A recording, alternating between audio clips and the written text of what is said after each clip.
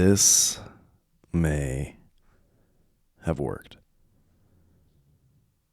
You know, there's something to not overcomplicating things. And just on a random whim, I think I learned that tonight. Hello, and welcome back, dear skeleton crew, to another episode of Ragnarok. And more specifically, another episode of Skeleton Crew Fight Club, where we're just going to duke it out. Maybe not. You know. We're not going to duke it out. That makes no sense to a podcast. So once upon a time, I had the intention of adding a video element to the podcast, and I think I overcomplicated it. I thought I was trying to really do it in a very simple manner. The simplest manner where I felt the outcome would be good enough, and I overcomplicated it. Especially for the run and gun kind of guerrilla production style that I'm currently operating with, having 1,000 people in my home, mostly children. There's another one coming. Oh, there's another one coming. We are expecting our latest bouncing baby boy any day now. And so with that being said, it's challenging already to find opportunities to record, and a lot of times the energy, to be honest with you. But I've been okay. I've been okay at making it happen. And with, boy number 4 just around the corner, it's going to be more challenging and exhausting, but that'll, that for anyone who's a parent out there, it passes. You know what I mean? Like, you get it. I mean, if you're a parent that's past the newborn stage, it passes. It passes, and you find a new rhythm to life, and it's just, you work with what you got, and you get good at working with what you got. Maybe I should move this microphone a little bit. Anyhow, I've gotten pretty good at working with what I got, and I'll get good again at working with what I'll have. And this is a game changer. So, with number 4, baby boy, on the way, having multiple nights to do commentaries and a podcast, it's going to be real hit or miss. So to not neglect a video component to what we do here at Leal Legacy, I've had to evolve.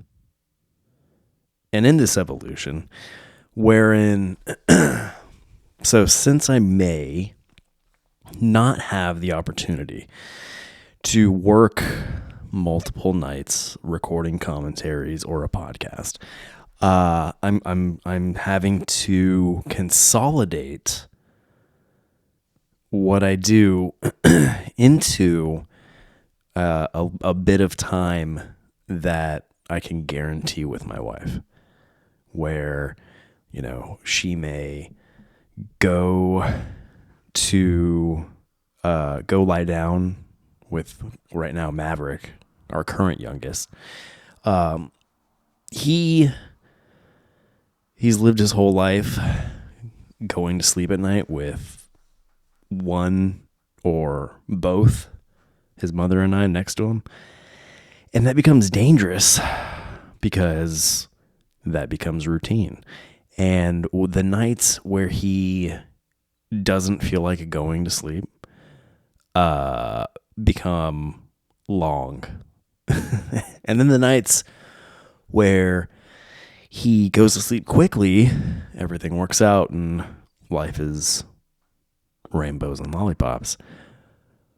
But then there's that weird the dark Goldilocks zone right in between the two, where he takes just long enough to go to sleep to where you fall asleep. And then anything you had planned on doing after getting the kids to bed goes away. It goes away. And then you just, you take the loss and move on. So my wife and I switch off doing that. Like if she has to edit photos or whatnot, I'll lay down with Maverick. If I need to do, recording or whatnot, she'll lay down with Maverick, and we've been pretty in sync with that. I don't know where this tangent went or where it started, more so. Anyway, I guess I was trying to get at having another baby, another little.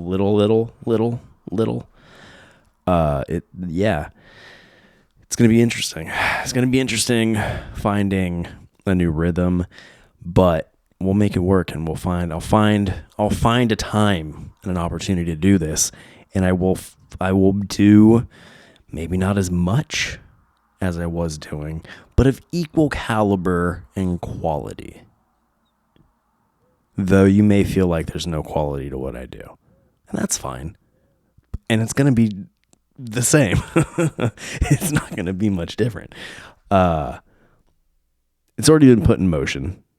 For those of you who follow the podcast or, the video streaming channels and whatnot, or just the website, you will have noticed that I've started something called, what do I call it? Cringe Cinema Commentaries, where it's something I used to do, or I did a few times in the past, where I do commentary, kind of like the cartoon commentaries, where I record my voice over on top of the footage, the visuals. So it's right there. It's not like the watch along where you sync the podcast to what we're watching. No, I record just over the content itself. And doing classic cartoon commentaries, I've been trying to get them out multiple times throughout the week. And I've been able to do pretty decently with that. I feel like I'm satisfied with what I did, and I would interweave those with vlogentaries, and it worked out. It worked out real well. But the rhythm I got into doing that is going to change, and to change with it. So I would record commentaries and vlogentaries one night, and another night I would record the podcast. So I would utilize 2 nights after the family has gone to bed. Well, I'm anticipating kind of really at best scoring a night to do it. And that's not to say like my wife won't be giving me opportunity to do it. It's just that when she does, I gotta be in the mood to do it. Because you know what I mean? Like, Sometimes I'm just tired. And I'm doing MMA now, and it's just like, I don't know. I train on the same days that I would record, so I'm pretty tired by the end of the day, like significantly tired. But I'm not making excuses before. No, I'm not, because I've already done it. So anyway, back to the point. Classic cartoon commentaries out multiple times a week, separate from a podcast. Well, Cringe Cinema Commentaries are doubling as both content for video platforms by providing commentary like the cartoon commentaries just over the movie itself. It's a movie, cinema. It's a full-length feature film. And I'm doing commentary on that. So ideally, weekly would be the goal. And every week there would be, there'd be like a movie of the week. And the podcast would correlate. So if you didn't care to watch the movie but you still wanted to listen to the commentary, well then, just like the watch-alongs, you can do that on the podcast platforms. So it doubles up. It's kind of like a watch-along. Or if you do want to utilize it as a watch-along, you still can. Because I did the 3, 2, 1, go countdown, which I gotta perfect that, and I think I have, actually. Maybe. Anyway, where was I going with that? Anyhow, yes. So, yeah, weekly movie doubles kind of as a watch-along podcast. So there's the podcast and video content both being satisfied through one session of recording. So that's what the future's looking like. And now with this, finally figuring this out, Skeleton Crew Fight Club episodes can have video content too. So maybe it won't be a movie every week. Maybe it'll be more Fight Club episodes, because I don't have enough footage like this or content like this.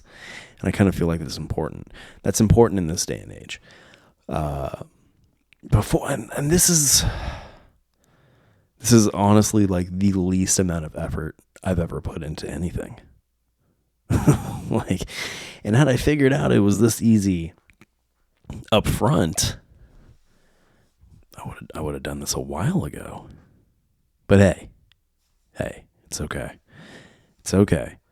Now the trick will be to get used to editing on my laptop, which I'm not used to doing. But honestly, I don't think it would be beneficial if I figured that out. It would be actually mightily beneficial to get in the habit of doing that. Yeah. Oh, we're gonna figure that out. I got scared. I thought I paused the video recording, but I didn't. Yeah.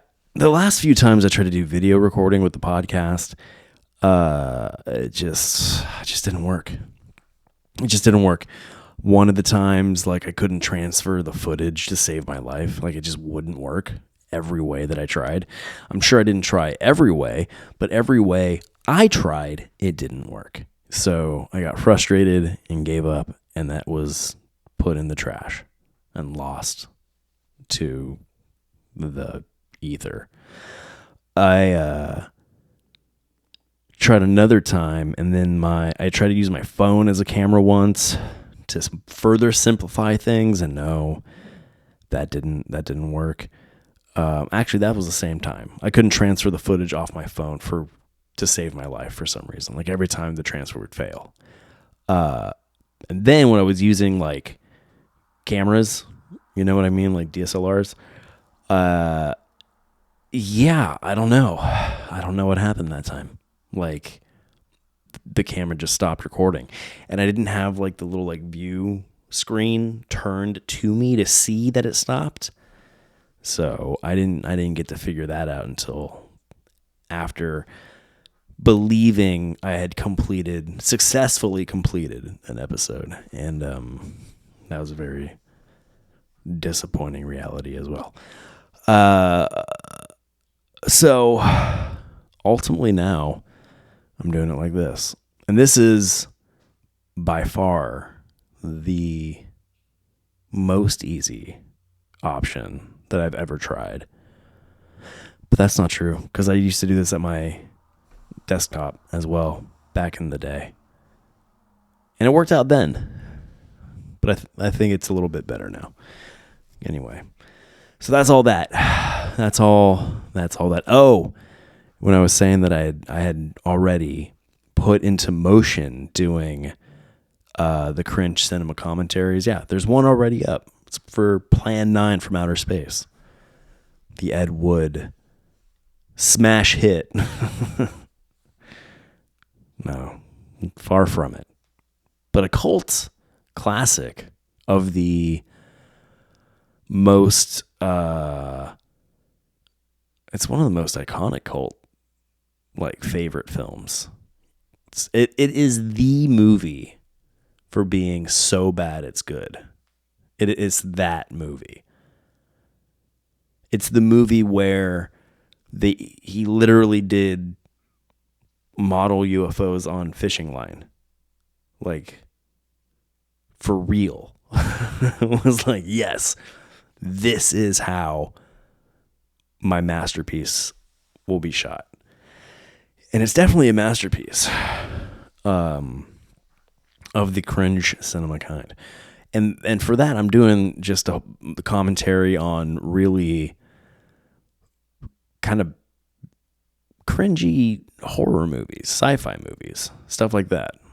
So, and I tried with all my might to see if I could, how far the cringe cinema commentary, how far I could reach with that. And I flew too close to the sun, guys. I flew too close to the sun and got scolded on YouTube. Didn't receive a strike or anything like that, but I tried. So Plan 9 from Outer Space is up successfully. Public domain rock and roll. I tried that with Dracula, the Universal classic, and it did not go as planned. Universal Studios did not approve of me doing a commentary over the whole film and posting it to YouTube. Which, I get it. I understand. I wanted to roll the dice and see just how far I could take this cringe cinema commentary thing.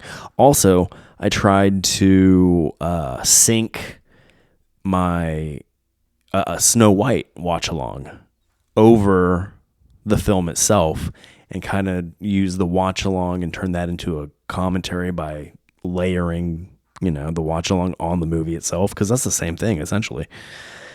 Disney did not approve. So I was able to modify my cringe cinema commentary attempt for Dracula just into a watch-along. And I was wanting to do watch-alongs for the Universal Studios Monsterverse anyway, so we've embarked on that journey as well. So Dracula is up. So go check out the watch-along for Dracula. I think I can do retrospectives like this now too. Yeah. Everything now. Introspective, retrospectives. Maybe I can still kind of do commentary for the movies, but in a watch-along form, and have the movie pop up for 10 seconds at a time, but I don't know. We'll figure it out.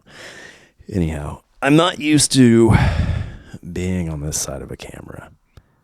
The vlogentaries, I'm the one shooting. It's my family that you see. Cartoon commentaries, nothing. Movie commentaries, no. I'm not there. So I'm trying my best not to look at me. I don't know why. It looks okay though. Like I'm pretty impressed how, I don't know, it just came to me. I knew I had to record something and I didn't know what I was going to do, and I thought I was just going to do a normal, Skeleton Crew Fight Club and see if what came to mind. And I was like, let's see if we can squeeze a video out of this lemon. But yeah. Anyway, how long was that? That was like 20 minutes of how the sausage is made, behind the scenes kind of stuff. Hope you like it. I liked doing the movie commentary. I like doing the movie commentaries back when. Some of the two of the old movie commentaries that I did are up there as cringe cinema. I lumped them in. It's old episodes, so I'm sure it sounds not as well produced or well put together, but they're up there and the idea is identical. So why wouldn't I batch them together? I got some good movies lined up though. Yeah, I'm going to go through the Ed Wood movie vault, and then I don't know. There's some cool ones. I think I want to find some. What do you call those movies? Chimera, was that right? Like Godzilla and all those. No, but no. Right? Goju, maybe. Probably not, but maybe. Anyway, that'd be cool to do some of those. I wonder if there's any Godzilla-esque movies that fall into the public domain. And I'm not just going to stop at horror movies and sci-fi. Eventually, I'll probably venture into like comedies, do some Charlie Chaplin stuff, maybe some Three Stooges if I can muster that up without being scolded. We'll figure it out. I'm going to figure it out. I don't want to get too far gone in talking more about that, but there is something else I wanted to say. I think I've hit a new motivation where, largely in part of like calling the Skeleton Crew Fight Club, I resurrected a shirt. Well, not just a shirt, just a design that I made. And it's essentially Skeleton Crew Fight Club merch. It's the Nunja. It's the Nunja gi tee and long sleeve. I designed it to like look like a gi, kind of. You know what I mean? With the big, like the graphic on the back, like the patch on the breast. I think it looks pretty cool. So you can check that out just at leallegacy.com. But in doing that, it rekindled my mission, my drive to really just finally put pen to paper with this comic book idea that I've been sitting on and evolving. I think actually I think it's more than just finally doing it, as it's more that I finally feel comfortable in like what it is, if that makes sense. And this relates to the Nunja, because it's a ninja, it's a ninja. Hit the microphone. It's a podcast. Nunja, right? Whatever. I think I'm hilarious, despite what you may think. What was I gonna? Nunja. Yeah. That just it hit me back. It hit my brain. I was like, oh yeah, Nunjas, because originally that was a part of this comic book I wanted to do, and I think I've got it to a point where the origin story of the protagonist makes sense, and it's something it relates to what something like a passion of mine, which fits this podcast as well. At one point, I was calling it I was going to call it Vatican Assassin. And then another time I wanted to call it God Particle. And ultimately, because you know me, Ragnarok, I like to do like a play on words, Nunja. Well, the general concept here is Hellboyish, I guess, would be the best kind of October faction, maybe, but not really. Constantine, kinda, but not really, but kinda. More Constantine, I think, actually, than October faction. But Hellboyish, for sure. Yeah, anyhow. So, the title I landed on, and I want to make it's another merch design that I've been wanting to do, and I figured out how to do it. And it plays into the story. Oh my God, it's going to be great. It's going to be great. It's called The Exorcist. And I think I've talked about this on another podcast or something, or somewhere down the line. I repeat myself a lot sometimes. But The Exorcist, it's like The Exorcist, but The Exorcist. You know what I mean? So exorcisms, they expel demons from a host, verbally or with symbolic items of Christianity, Christianity, because it's really, it's like exorcisms I think are really like a Catholic thing. Of course, I was going to say it's like a Catholic original, but all of it's a Catholic original. For those of you who may, you say this to non-Catholic, like Christian people, and it really with their brains. Because Catholicism was the first one, is the original one. It's the original one. Jesus, right? He's what Christianity is based on. Well, he said to his best friend, apostle number 1, Peter, he said, "Yo, go build my church." And Peter built the Catholic Church. That's the church he started. That's the church. So any Christian-based religion that isn't Catholicism's, it's kind of blasphemy. Just saying. It's not following the rules. It's not following the real rules. Makes a lot of people mad. Although, how do you argue with me? It's in the Bible. Go read your book. Go read your book. Tell me my story is not real, and I'll call you a liar. Hey, honestly though, lately, I did an episode where I kind of touched in on this about the whole ancient apocalypse thing, where like 12,000 plus years ago, the earth was bombarded with meteors, and there was a global reset of life on earth, humanity.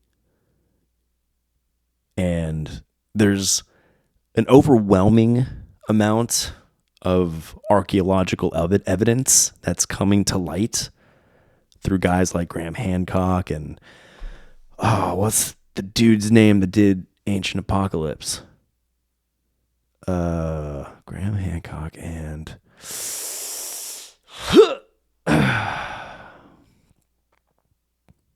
don't have it. We're going to look it up. There's a computer in front of me.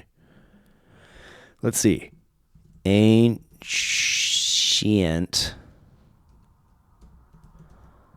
Apocalypse. There we go. Pink. It's by... Wait. Graham Hancock. Okay, so who's the other guy I'm thinking of? Anyway, there's another guy. He's also in this series. But anyway, Graham Hancock. Great series. You should really check it out if you haven't. But there's a theory that humanity hit an advanced stage of civilization, possibly on par with what we have today, but maybe different technology. They were like the Great Pyramids and stuff like that. The pyramids across the globe, the monolithic structures. It's crazy. There's something to it. There's something about highly civilized humans dating much, much further back than, current understood history can account for.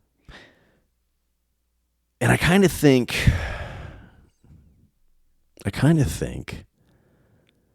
because the whole global catastrophe of the meteors and their impact forced the immediate end to the Ice Age, because the planet was just overcome with heat from the asteroidal impacts. I don't know. The impact, you know what I'm talking about. Big rocks from space. Yeah. And that happening would cause global flooding. And not just the story of Noah. There are a lot of apocalyptic flood stories from just spread over cultures around the globe. So it makes me think that there's something to that Noah story, but it's not the Noah, it's not the two of each animal on his boat, but maybe it is. Maybe that part of the world, this guy saved two of every local animal. You know what I mean? I can buy that. But if that's the case, then the story, the event, the actual historical event of Noah is even much older than the Bible,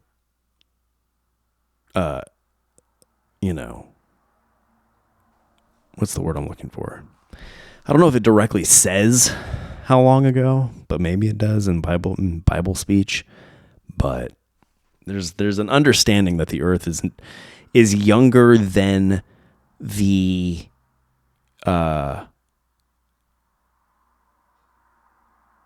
timeline that this Younger Dryas impact theory allows.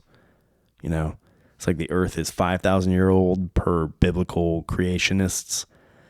But then science says no, much, much older.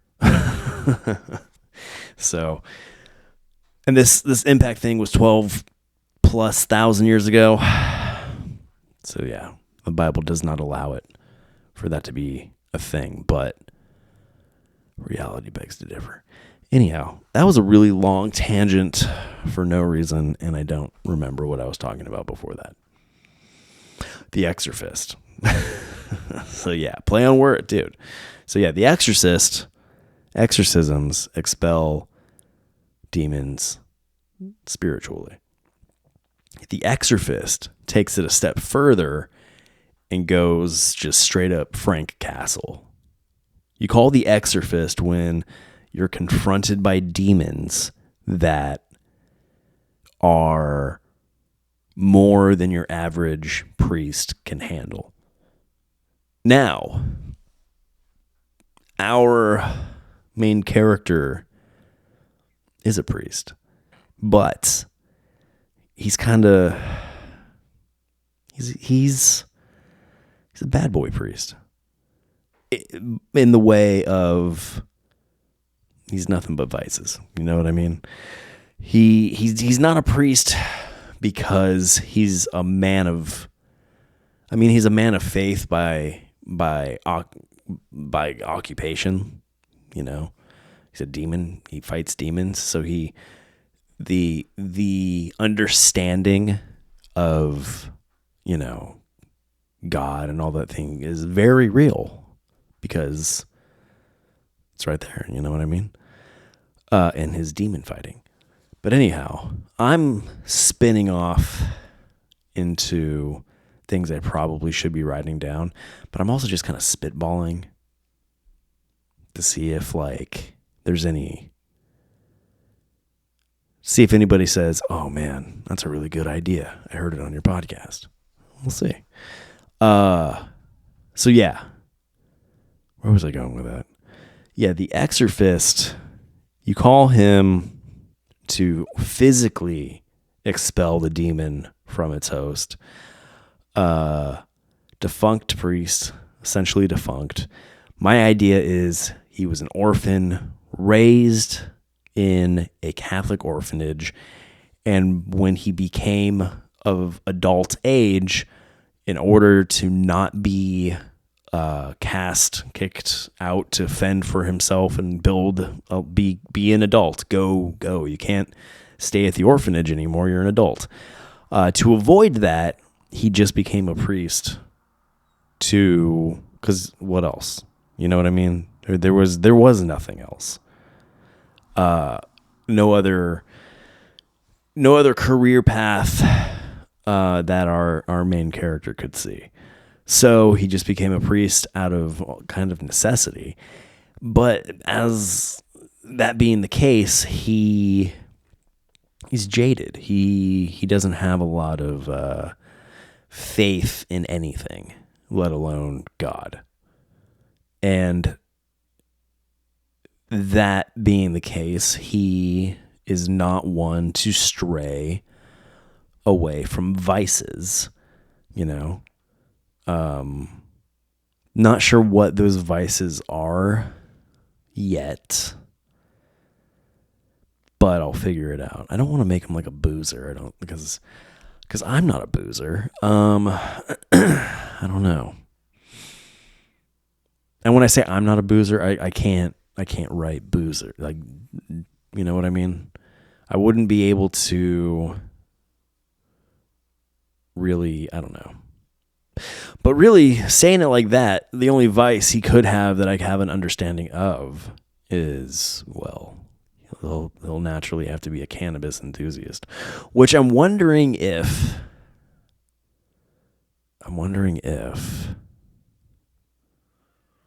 I could write that into the story somehow. Or it's like almost, yeah, we'll figure that out.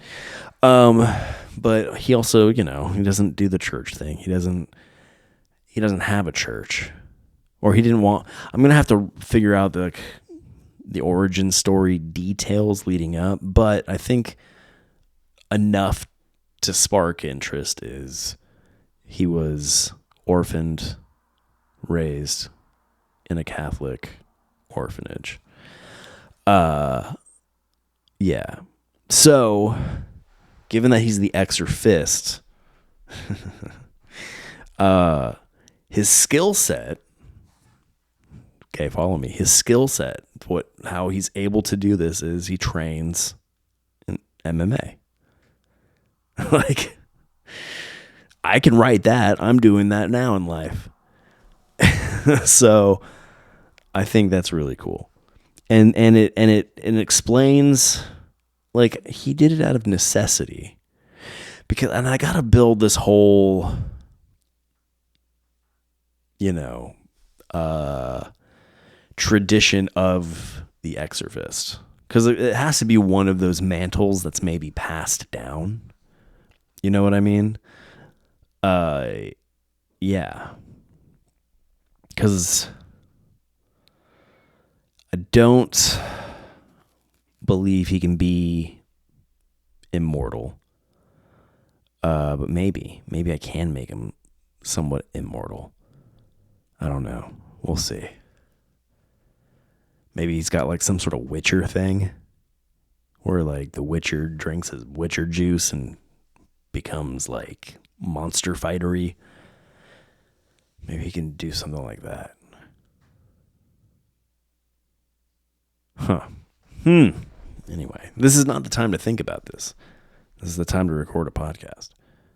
Although, I mean, maybe it's entertaining to you. Okay, so anyway, and the last kind of idea that I've had, not the last idea that I've had, but where, just to give you an idea, further idea, because you already know about Nunja's play into this. I'm not going to tell you how the Nunjas play into this, but, I mean, you know, Exorcist, Nunja, come on, how could they not correlate? I got to write a backstory for. Okay, so the Nunjas are a very. It's one. What do they call convent? Yeah, it's one convent, but it's more of a dojo. And these specific nuns believe in bringing peace through violence. So somewhat like the Exorcist, kind of. But I mean peace through violence where they will, like, kind of like missionaries. You know what I mean? Go to a place where folks may be like held like in human trafficking kind of like places or whatever, and as maybe not that specifically, but maybe that specifically, you know what I mean? But that's not like necessarily like missionary work. But if it is like missionary work and they're going to third world countries and stuff like that, and they're like stealthily ninja-ing the bad guys to help and save the oppressed, right? That's pretty cool. I like that idea. I like that idea a lot. And of course, the Exorcist would be homies with them. They're both Catholic-based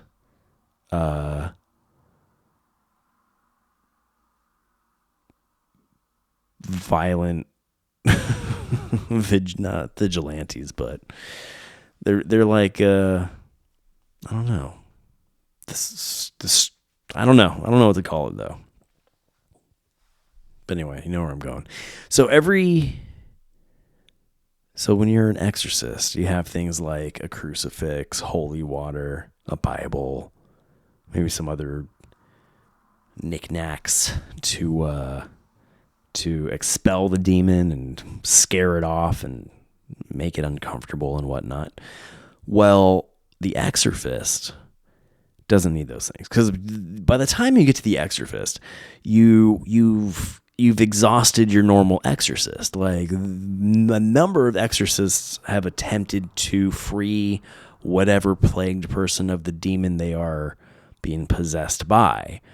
So once traditional exorcisms fail, the exorcist comes into play and beats the devil out of whoever the victim is.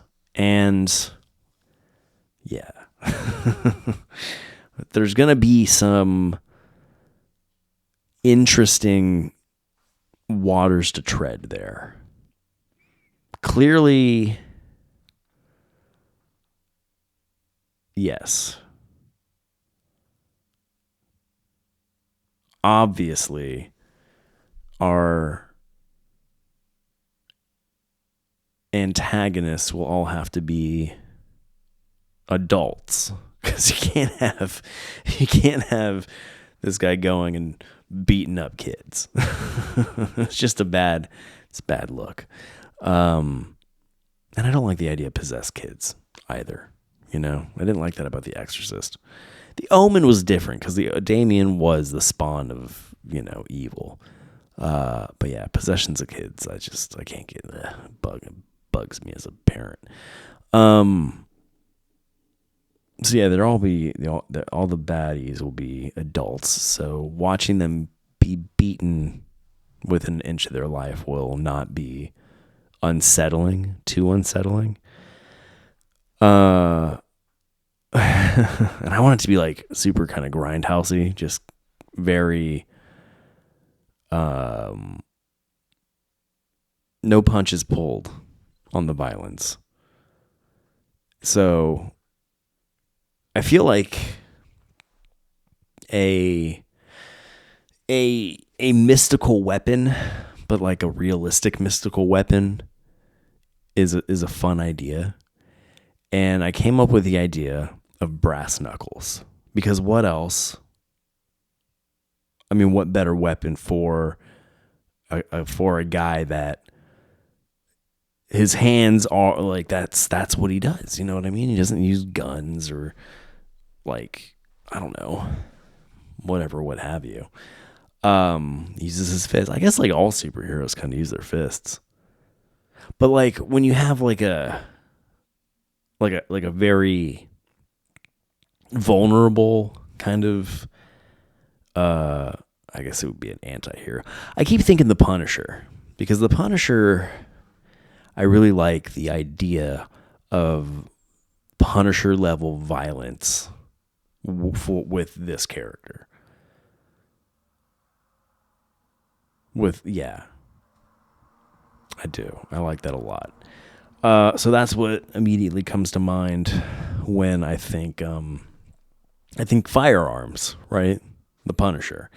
But this is the Punisher if he only punished with his fists. So, that being said, I really kind of think the best weapon would be brass knuckles.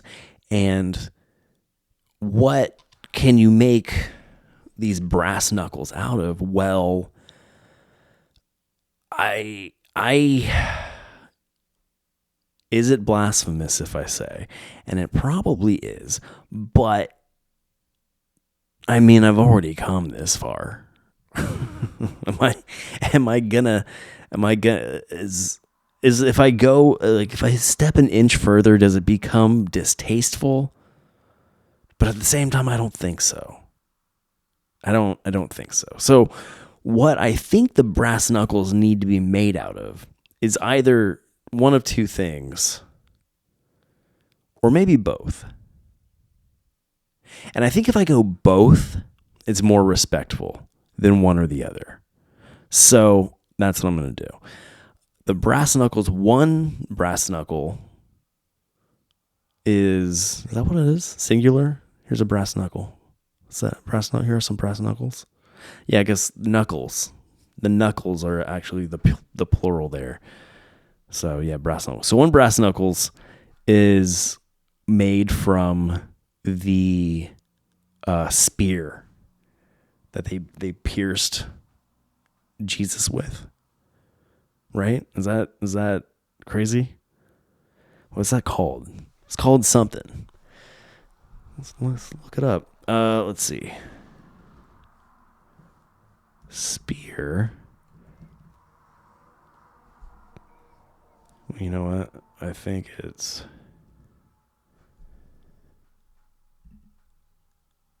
the Holy Lance.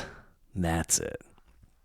The Holy Lance, also known as the Lance of Longinus, Longinus, Longinus.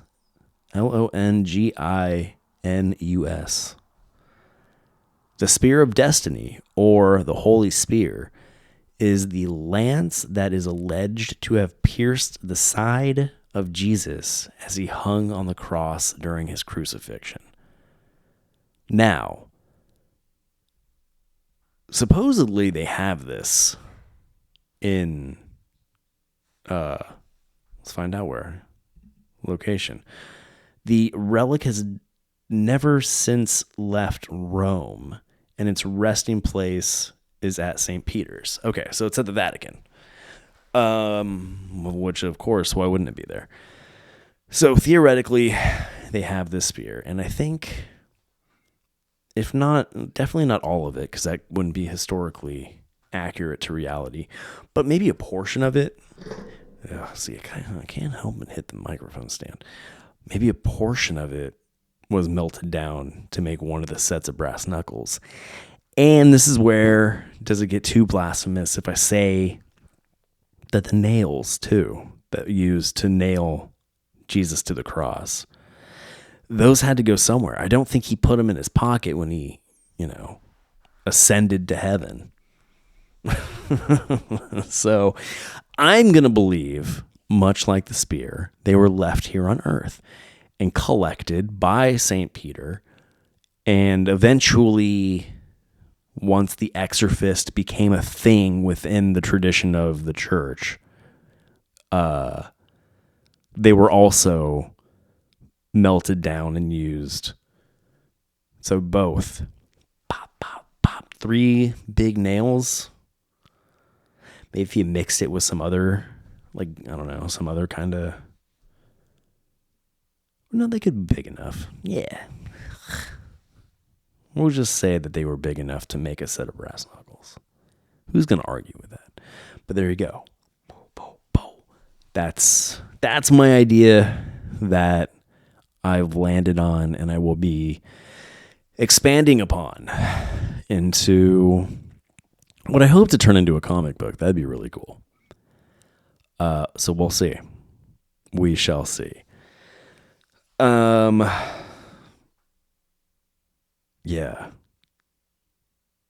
And I feel like that kind of plays into Fight Club. Skeleton Crew Fight Club.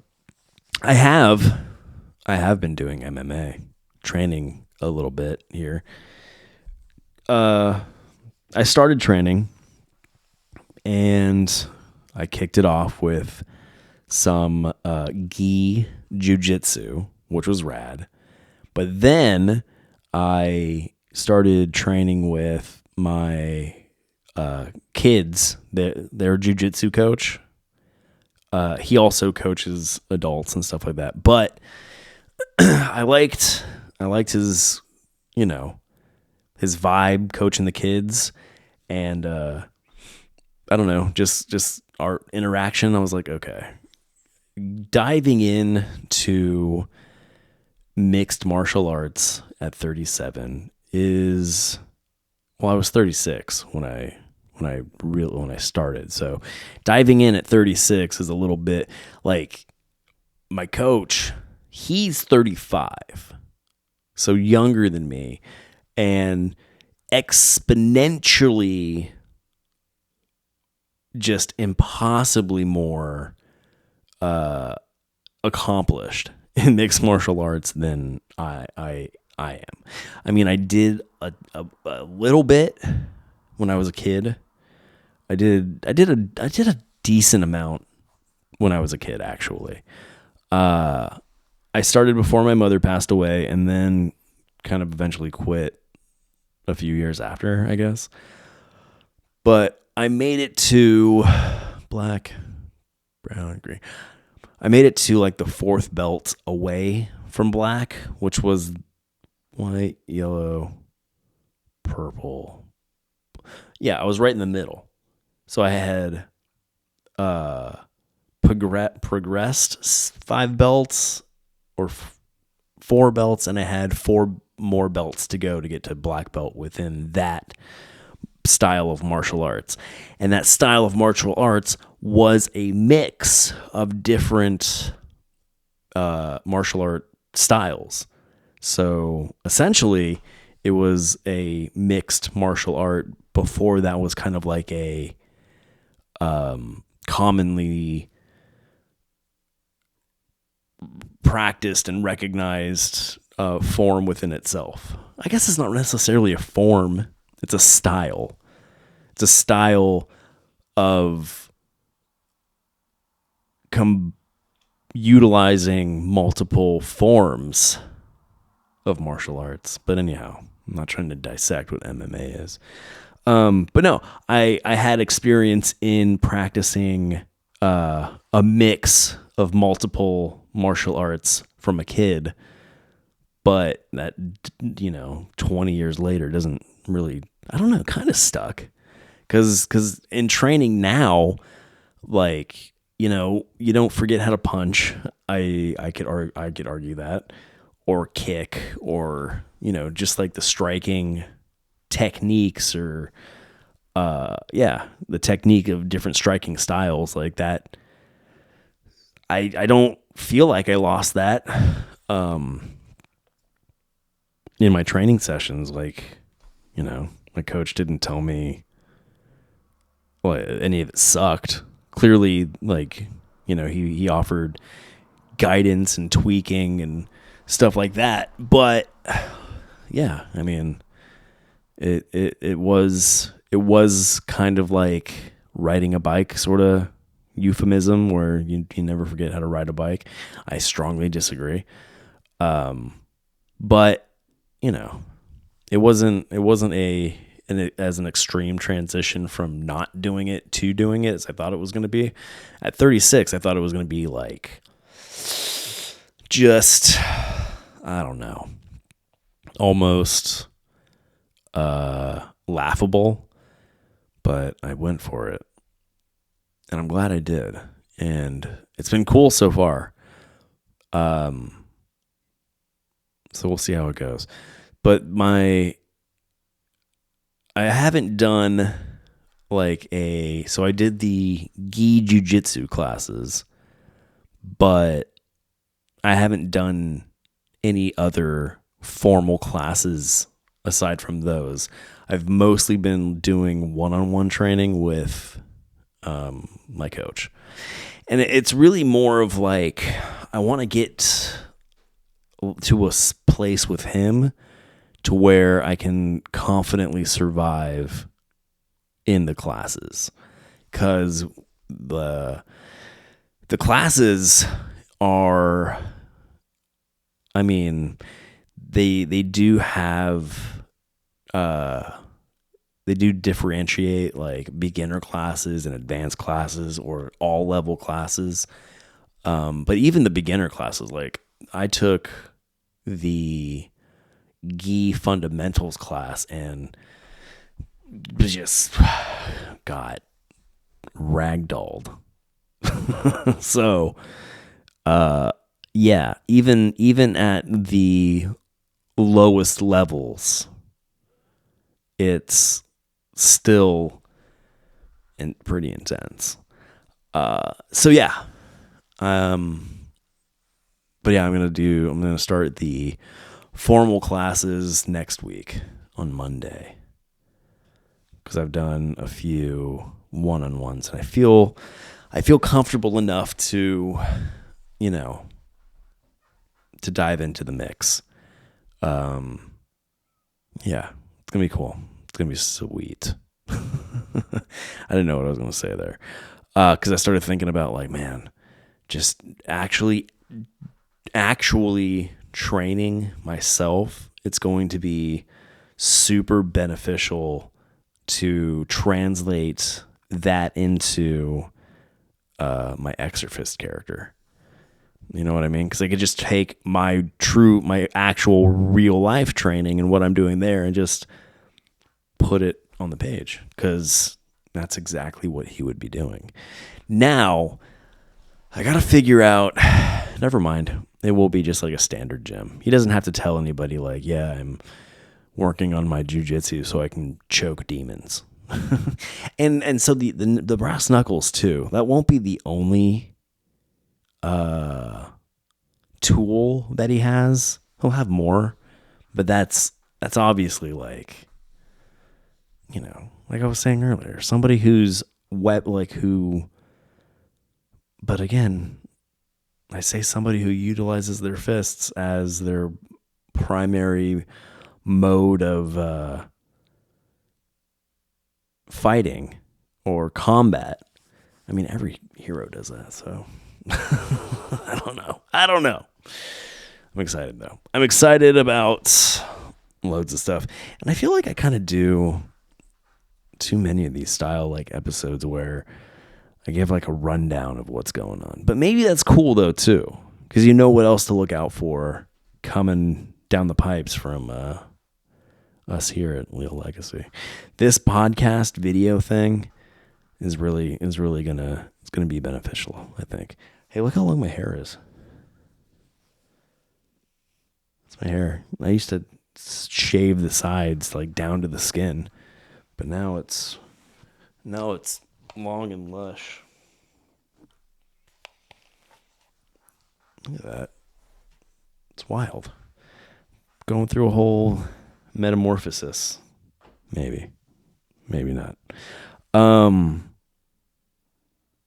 I figured that again, maybe this is like my midlife crisis kind of stuff. I don't feel like I'm in crisis though. I feel pretty good about self-improvement. Not to say that growing my hair out is self-improvement, but a lot of people, even younger than me, have had to deal with a situation that a lot of men have to face, and that's hair loss. I haven't had to face that. So with how short I was shaving the sides of my head, and just kind of like giving myself real sketchy haircuts, I kind of felt like it was insulting to my, brothers in arm. No, that's not a thing. Just fellow man, guys who couldn't grow hair. I feel like it was an insult to them to take my lush Portuguese locks for granted. So, and I've always had like, haircuts styled. Well, I went through like a big rockabilly phase for a hot minute. So there was a lot of that. And then growing up, a friend of the family would cut my hair. She had her own salon down in OB, and like a very high class joint, a high class establishment. And she would cut my hair for free. And I never had really expressed my appreciation for that. And I will when I see her again at some point down the line. But yeah, so I've always had some sort of like grooming going on with my hair. And then I got to a point where I just started doing it myself because I got spoiled. I got spoiled by not ever having to pay for a haircut growing up, and then being like tight with barbers and hairdressers and stuff throughout my life where they'd hook me up with cutting my hair. When I got to a point where I didn't have those connections anymore and I was forced to actually go and pay for a haircut, I was like, I don't want to pay this much. I can do this myself. Couldn't do it myself. Tried to do it myself and really just did what I could. So I had a mohawk for a while. I had a devil lock, but everything resulted in the sides of my head being like shaved to the skin essentially. Yeah, and I finally got to a point where it's like, I gotta stop doing this. This is just, it seems wrong now for whatever reason. And I'm still just as not interested in paying for haircuts. So if I'm not going to cut my hair myself, I'm just not going to have my hair cut. I'm just going to grow it out. I told my sister that I'm going to keep growing my hair until she's able to cut it because she's a hairdresser, and she laughed. I don't think she believed me. But I am. If and when I do decide to get my hair cut, it will be, I will have my sister do it. Hopefully she does a good job. She does a great job on everybody else. But maybe she has like a secret vendetta against me. We'll find out. Is there anything else? I don't know. I mean, there's stuff going on in like our prime timeline with UFC and things of that nature. Hey, you know what? If you're an MMA or a UFC fan, you may want to go and subscribe to our Leal Legacy YouTube channel, because whenever there's a big pay-per-view fight, I've been able to live stream and then ultimately archive on the website and YouTube simulated versions of the main cards for the pay-per-views. So I play PlayStation and I play UFC 4, and I will do simulated fights, letting the AI control each fighter, and I'll have them fight, and we'll see in the simulation like which fighter wins and see if that holds true to life. And then aside from that, they have a creative fighter mode where I've created myself in the game, and I fight each fighter involved in the pay-per-view like main card. And yeah, I think it's pretty cool. I'm having fun doing it, and I get to talk UFC. This is pretty neat. So I'm able to avoid including all that in the podcast, because with the podcast, I really like to keep it detached from any sort of like true to life timeline. So if you listen to this 3 years from now, it theoretically should feel just as fresh. You know what I mean? I talked a lot about things I'm doing in this one. So depending on how I commit to them, or how everything goes in life, maybe this will be able to be placed in time. But I didn't reference anything like politically going on or anything like that. So it's still detached from that. I don't know. Is that good? Or should I talk more commonplace, not commonplace, but more, real life stuff? I mean, everything I did talk about was real life stuff. It's just real life to me. Maybe not anyone else. Which is okay, because I live my life. I'm not living anyone else's. So, talk about what you know. And I know my life. Yeah, so this is going to be a thing now. The video held up. It really looks like it's going to be a success. Yeah, maybe this works. Maybe we're going to see a lot more of me now on our website, leallegacy.com, and our YouTube channel. There we go. I'm not, my face isn't in anything else. And this kind of adds, to the vlog and terries and the commentaries and stuff like that. Like, this adds to that. It's another element. Hope you dug it. More to come. If you want to support what we're doing, the best way to do that is I'm not a Patreon guy. You know what I mean? Like, I don't know. But I do fancy myself somewhat of a graphic designer, and I design graphics that ultimately are put on articles of clothing that I would wear myself. So visit our Skeleton Crew store and get your Leal Legacy uniforms, because that's what they are. It's just things I would wear. So you're adopting my style. Yeah. Go pick yourself up some cool shirts and whatnot. See, it's not like I guess there are perks that go hand in hand with like things like Patreon. So maybe it is kind of the same thing, but it's not. It's not a subscription. It's, if you feel like it, do it. Such an awesome marketer. And that's at leallegacy.com/shop. And then social media, across all your favorite social medias. at Leal Legacy.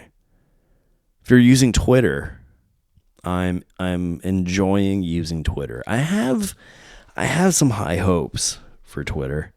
I really want it to become a new outlet for content creators. Like if they are able to get a robust enough video streaming option in the vein of YouTube implemented into the already existing like tweet status update format kind of thing, I really think Twitter could become a game changer. So I'm curious to see. I have a lot of faith. I'm really curious to see where things go on Twitter. So I'm spending a lot more time there, but you know, your Instagrams, your Facebooks, your literally everything. Just look up Leal Legacy, Leal Legacy, and there we are. But really just go to leallegacy.com and you can find a pathway to all of it. Our Skeleton Crew store, our social media outlets, different places to subscribe to the podcast, our commentaries, both cartoon commentaries and now cringe cinema commentaries, the movies, retrospective podcasts, which I want to do more retrospective podcasts, but now with this video element coming into effect, the retrospectives are going to be more interesting. Introspectives will be more all of it minus the watch-alongs. Watch-alongs are still a very uniquely specific format that kind of has to be the way that it is. But I will be finishing, or I will be continuing on with doing watch-alongs for the Disney animated classics. But now to branch out into other genres that I love. We've gone ahead and introduced the Universal Studios Monsters collection. So, yeah. When you don't feel like watching a Disney movie, let's watch Dracula. That's up. So, Dracula's done. Frankenstein's coming up. The Mummy, Bride of Frankenstein, The Wolfman, Creature from the Black Lagoon, and then all their subsequent sequels and trequels and quadruquels. All of it. All of it's to come. Yeah. And New Baby. The latest legacy.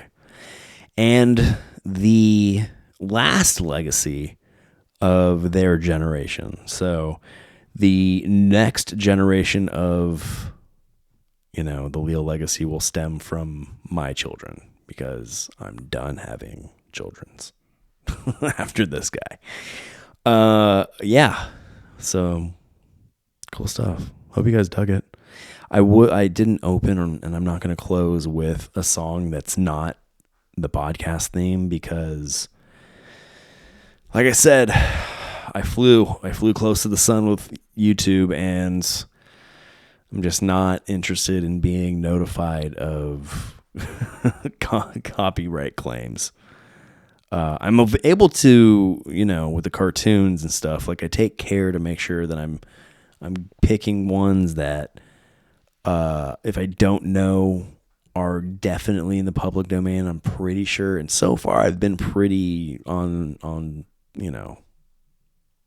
hitting the nail on the head. So, and I think I'm going to be able to do the same with these movies. So far, I can't say so far so good, because I tried it with Dracula and I got in trouble, and Snow White. I just wanted to see if I could. You know what I mean? I did really good. I didn't take a sip of anything this whole episode until right now.